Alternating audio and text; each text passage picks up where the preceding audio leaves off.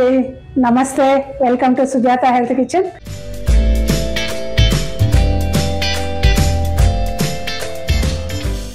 ఈరోజు మనం పప్పుచారు అతి తక్కువ నూనెతో చికెన్ ఫ్రై చేసుకుందామండి. ఈ పప్పుచారుకి కావాల్సిన ఇంగ్రీడియంట్స్ అండి: 1/2 కప్పు పెసరపప్పు డ్రై రోస్ట్ చేసుకుని నానబెట్టుకున్నానండి 1 అవర్ ముందుగా. ఒక మీడియం సైజు టమాటాను ముక్కలు చేసుకున్నాను. 5-6 పచ్చిమిరపకాయలని ముక్కలు చేసి పెట్టుకున్నాను. అదేవిధంగా ఉల్లిపాయని, కరివేపాకు, కొద్దిగా మునగాకండి ఈ పోపుకి. ఈ ఎల్లిగడ్డ కూడా క్రష్ చేసి పెట్టుకున్నానండి.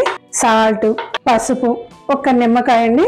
పోపుకి ఆవాలు, మెంతులు, ఊరమిరపకాయలు అంటారండి వీటిని, మామూలు ఎండుమిర్చి, జీలకర్ర అండి. ఇంకా సరిపడా ఆయిల్, నెయ్యి 1 స్పూన్ సరిపోతుందండి. ఇంకా ప్రాసెస్లోకి వెళ్దామండి. స్టవ్ ముట్టించి ఒక మట్టి పాత్రను పెట్టుకుందామండి. ఈ మట్టి పాత్రలో ఉపయోగాలు చాలాసార్లు చెప్పానండి. మట్టి పాత్రలో మనం ఏమైనా పదార్థాలు వండినప్పుడు అందులోని పోషకాలన్నీ మనకి సమృద్ధిగా చేరుతాయండి. మట్టి పాత్ర పెట్టి వాటర్ పోస్తున్నానండి. ఒక 1/2 లీటర్ వాటర్ పోస్తున్నానండి. ఈ వాటర్ రోలింగ్ బాయిల్ అయ్యాక పెసరపప్పు వేస్తామండి. పెసరపప్పు వాటర్ ఒకేసారి కడిగి పెట్టిన దానివల్ల పెట్టచ్చు కూడా. అలా పెట్టిన దానివల్ల మనకి ఇందులో ఉన్న పోషకాలన్నీ తొందరగా ఎవాపరేట్ అయిపోతాయండి. పాటి హీట్ ఎక్కి, వాటర్ హీట్ ఎక్కి, పెసరపప్పు హీట్ ఎక్కే వరకు చాలా పోషకాలు మనం నష్టపోవాల్సి వస్తుందండి. అలా కాకుండా ముందు వాటర్ రోలింగ్ బాయిలింగ్ అయ్యాక పెసరపప్పు వేసుకుందామండి. ఈ వాటర్ బాయిల్ అయ్యేలోపు మనం చికెన్ ఫ్రై చేసుకుందాం అనుకున్నాం కదండి. దీనికి కావాల్సిన ఇంగ్రీడియంట్స్ చూద్దాం. చికెన్ ఫ్రై కోసం 1/2 కిలో చికెన్ తీసుకున్నానండి. 1 స్పూన్ సాల్ట్, 1 స్పూన్ కారం, పసుపు 1/2 స్పూన్, ధనియాల పౌడర్ కూడా 1 స్పూన్ వేద్దామండి. జీలకర్ర 1/2 టేబుల్ స్పూన్ వేస్తున్నాను. మిరియాల పొడి 1/2 టీ స్పూన్ వేస్తున్నానండి. అల్లం వెల్లిగడ్డ పేస్ట్ 1 స్పూన్ వేస్తున్నాను. ఇవన్నీ వేసి 1/2 కిలో చికెన్ వేసి కలిపేస్తున్నానండి. 1/2 కిలో చికెన్ వేసి అన్నీ కలిపి పెట్టుకున్నామండి. గమనించాలి, ఇక్కడ నేను పెరుగు కలపటం లేదు.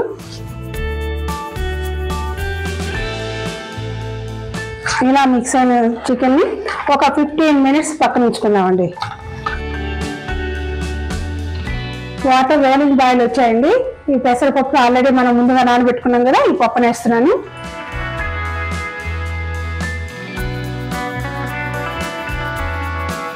ఒక 2 డ్రాప్స్ ఆయిల్ వేస్తానండి. ఇలా ఆయిల్ వేయటం వల్ల పొంగిపోదండి. కొంచెం పసుపు కూడా యాడ్ చేస్తామండి. ఈ పెసరపప్పును ఉడకనివ్వాలి. ఒక 15 మినిట్స్ వరకు టైం పట్టద్దండి. ఈ చికెన్ 15 మినిట్స్ అయిపోయిందండి. ఒక 1/2 గ్లాస్ వాటర్ యాడ్ చేస్తాం. ఒక 1/2 గ్లాస్ మాత్రమే సరిపోతాయండి. ఈ ముక్కలు నేను బాయిల్ చేస్తున్నానండి. బాయిల్ చేయకుండా డైరెక్ట్గా ఆయిల్లో డీప్ ఫ్రై కూడా చేసుకుంటారండి, కానీ నాకు అలా ఇష్టం ఉండదు. పిండి వంటల కంటే డీప్ ఫ్రై చేసుకోక తప్పదండి. ఇలాంటి వాటికైనా మనం అవాయిడ్ చేద్దాం.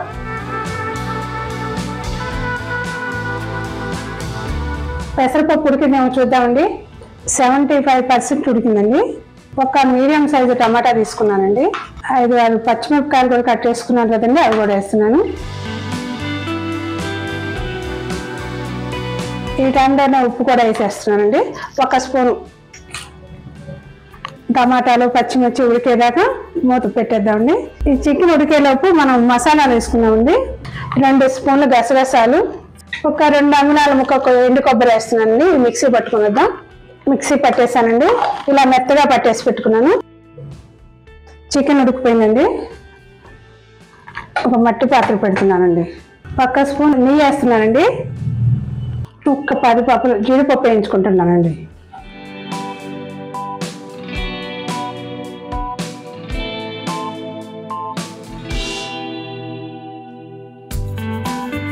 ఇందులోనే 2 స్పూన్లు ఆయిల్ వేస్తున్నానండి. ఆయిల్ హీట్ ఎక్కాక ఉల్లిపాయలు వేస్తున్నానండి. 2 పచ్చిమిర్చి చిలుకలు వేస్తున్నానండి. ఈ పెసరపప్పులో ప్రోటీన్ అధికంగా ఉంటుందండి. మార్నింగ్ అవర్స్లో తీసుకోవడం వల్ల మనకు నీరసం రాకుండా ఉంటుందండి. మెగ్నీషియం, ఫైబర్ కూడా ఉంది, మనకు రక్తహీనతను రానివ్వదండి. ఉల్లిపాయలు 50% వేగాలండి.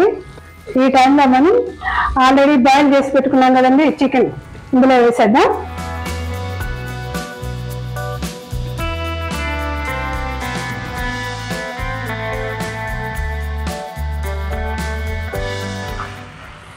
కొద్దిగా కొత్తిమీర వేస్తున్నానండి.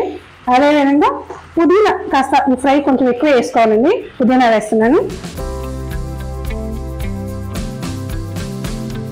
స్టవ్ లో ఫ్లేమ్లోకి టర్న్ చేద్దామండి. మూత పెట్టి ఒక 5 మినిట్స్ బాగా ఉండిద్దాం. పెసరపప్పు బాయిల్ అయిందేమో చూద్దామండి. ఇంకొంచెం టమాటా ముక్కలు పచ్చిమిర్చి ఉడకాలండి. ఇంకొక 5 to 10 మినిట్స్ వరకు పట్టొచ్చు. ఈ చికెన్లో ఫైబర్ కూడా అత్యధికంగా ఉంటుందండి.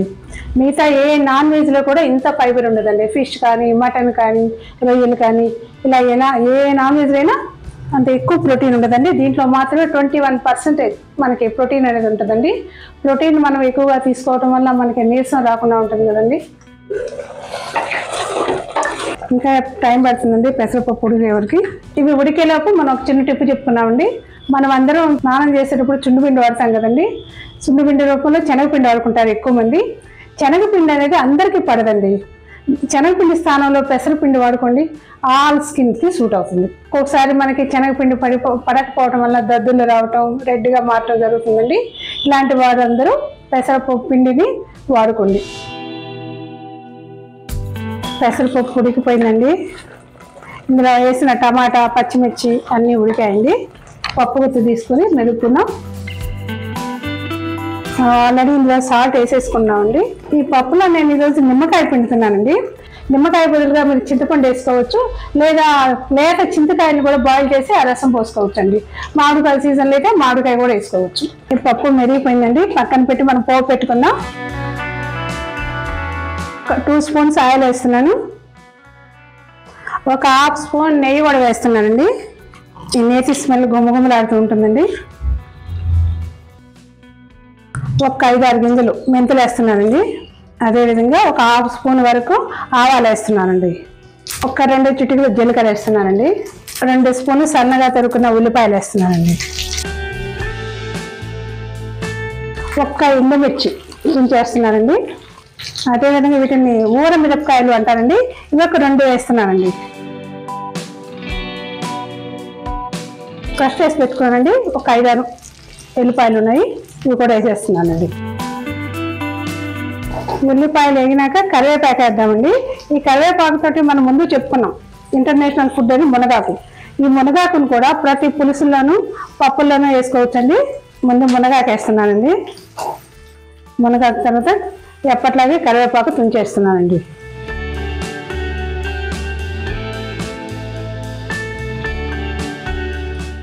పోపు వేగిపోయిందండి. పులుసులో కలుపుదాం.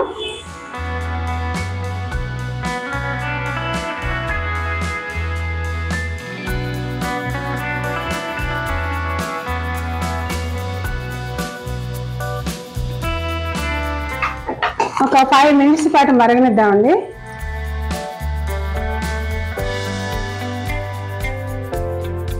ఈ టైంలో కొద్దిగా కొత్తిమీర వేస్తున్నానండి.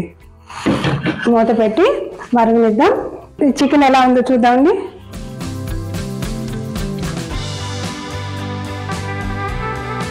ఈ టైంలో ఇంకొంచెం పుదీనా వేస్తున్నానండి. పుదీనా, గరం మసాలా మనం ఆల్రెడీ పేస్ట్ చేసుకున్నాం కదండి. ఈ పేస్ట్ వేస్తున్నాను. ఒక 2 మినిట్స్ పాటు ఫ్రై చేసుకుందామండి. ఇంకా మూత పెట్టొద్దండి. మూత పెడితే మూతకంతా ఆవిరి వచ్చేసి ఆ వాటర్ ఇందులో చేరుతాయండి. ఇంకా మూత పెట్టద్దు. ఈ పప్పు చారులోకి మనం ఇంకా పులుపు వేసుకోలేదండి. నిమ్మకాయ పిండుకోవాలి. ఈ నిమ్మకాయ కూడా ఇలా మసులుతున్న పప్పు చారులో పిండకూడదండి. ఇలా పిండటం వల్ల నిమ్మకాయలో ఉన్న సి విటమిన్ నశిస్తుంది. మనం ఆల్రెడీ చెప్పుకున్నాం అనుకుంటా వినని వారి కోసం. చాలా మందికి అలవాటు ఉండే నిమ్మరసం హాట్ వాటర్ బాగా మసులుతున్న వాటర్లో వేసి తేనె మిక్స్ చేసుకొని తాగుతారండి. అలా తాగటం వల్ల ఇందులోని సి విటమిన్ మనం నష్టపోవాల్సి వస్తుంది. హాట్ వాటర్లో కానీ ఫ్రిడ్జ్లో కానీ పెట్టడం మూలంగా ఈ నిమ్మకాయలో ఉన్న సి విటమిన్ నశిస్తుంది. సో మనం ఈ పప్పుచారు మరిగిన తర్వాత కొంచెం చల్లారినాక మాత్రమే ఈ నిమ్మకాయలన్నీ పిండుకున్నామండి. ఈ పప్పుచారు మరిగిపోయిందండి. ఒక 5 మినిట్స్ పాటు చల్లారాక మనం నిమ్మకాయలను పిండుకున్నాం. చల్లారిద్దామండి. మనం ఫ్రై చేసుకుని జీడిపప్పు వేద్దామండి. ఒక్క నిమ్మకాయ సరిపోతుందండి.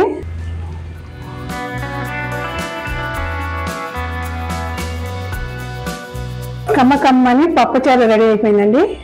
అదేవిధంగా గుమగుమలాడే చికెన్ ఫ్రై కూడా రెడీ అయిపోయిందండి. బయట వర్షం వస్తుందండి. వేడి అన్నంలోకి ఈ వేడి పప్పుచారు, ఈ కమ్మని చికెన్ ఫ్రై తింటుంటే రుచి ఉంటుందండి. ఆహా, ఏమి రుచి అనాల్సిందేనండి. మీరు చేయండి, డెఫినెట్గా మీకు నచ్చుతుంది. ఫిదా అయిపోవాల్సిందేనండి. నాకు సర్వింగ్ బౌల్లో తీసుకున్నామండి.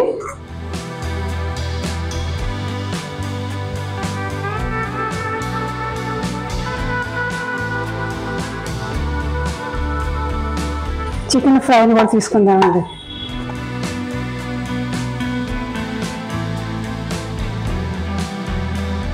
అయిపోయిందండి.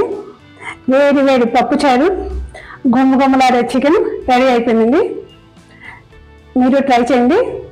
ట్రై చేసి ఎలా ఉందో నాతో షేర్ చేసుకోండి. మీ ఫ్రెండ్స్కి, రిలేటివ్స్కి షేర్ చేసి లైక్ చేయండి, సబ్స్క్రైబ్ చేయండి.